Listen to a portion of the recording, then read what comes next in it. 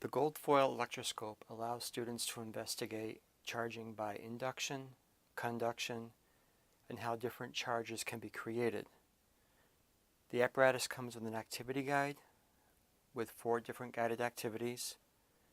The electroscope has a conductive knob, a gold foil deflector, a scale to 90 degrees so you can measure the strength of deflection, a metal case, and a knob to use to ground out the metal case so there is no excess charge affecting your experiment. Here is a close-up of the electroscope. The all-metal body may accumulate some charge, so there is a grounding knob on the side. The angled scale allows you to accurately measure the height or the degree of deflection. There is a frosted glass plate in the back, so you have an opaque screen to see the motion, but the front is clear glass. This is important to stay on because even small drafts will cause the foil to move.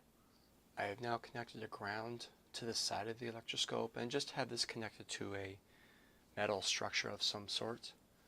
I'm going to bring in a charged rod. We'll zoom in, and as I bring the charged rod near this, you're going to notice that the foils will deflect quite a bit.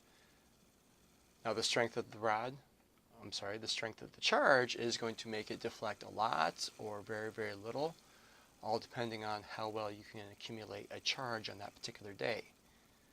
The sensitivity of the gold foil electroscope makes it perfect for students to investigate induction, conduction, and the strength of charges.